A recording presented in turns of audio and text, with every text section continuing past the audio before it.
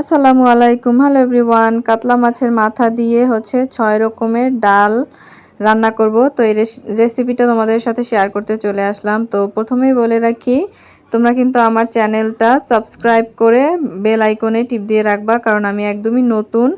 So support করবা please. তো এই তো রেসিপিটা শুরু করা যাক।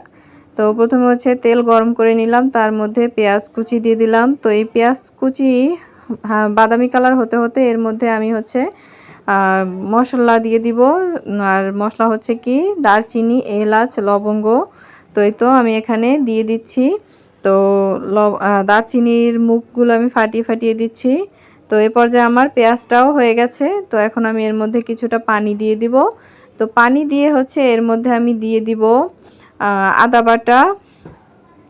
এই তো আদা বাটা দিলাম। দেন দিব রসুন বাটা। রসুনের সাথে পেঁয়াজও বাটা আছে। তো আর দিয়ে দিব লবণ দিয়ে দিলাম। দেন দিব হলুদের ফাঁকি অ্যান্ড কিছুটা মরিচের ফাঁকি দিব, অল্প দিব যেহেতু কাঁচামরিচ ব্যবহার করব। তো তারপরে দিয়ে দিলাম ধনিয়া ফাঁকি অ্যান্ড গোলমরিচের ফাঁকি দিয়ে দিলাম একটু। দেন তোমাদেরকে দেখাচ্ছি, এই যে মাথাটা আমি পরিষ্কার করে রেখেছি ধুয়ে।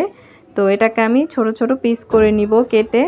তো এভাবেই দেব না, পিস করে তারপরে দেব। তো এই তো মশলাটা কিন্তু ঢেকে রেখেছিলাম, মশলাটা কিন্তু কষে গেছে, তেল উপরে চলে আসছে। এখন আমি দিয়ে দিব টমেটো কুচি আর কিছুটা কাঁচামরিচ দিয়ে দিলাম। তো এর মধ্যে আমি এখন যে মাছ ছোট ছোট পিস করে রেখেছি মাথাটাকে, তো এটাও দিয়ে দিলাম। আর এটাকে একটু নাড়াচাড়া করে এর মধ্যে আমি দিয়ে দিব আলু। আলু কেটে রেখেছি, ধুয়ে রেখেছি। তো আলুটাও এখানে দিয়ে দিব।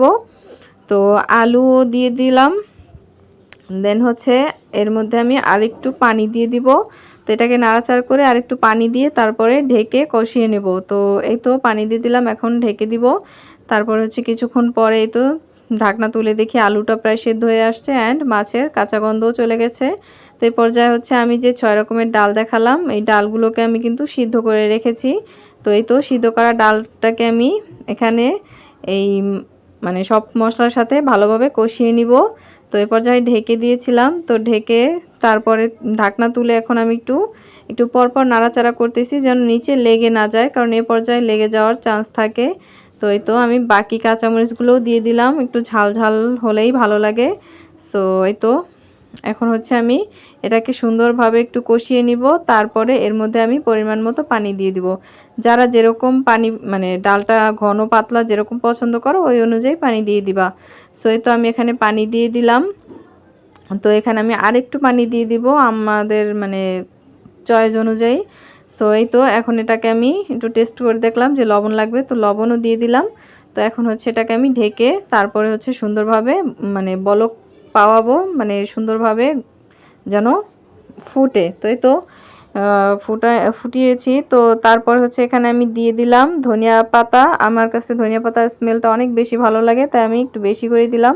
তারপরে এখানে জিরা ফাঁকিও দিয়ে দিব। তো লাস্ট পর্যায়ে পর্যন্ত আমি দেখাতে পারিনি।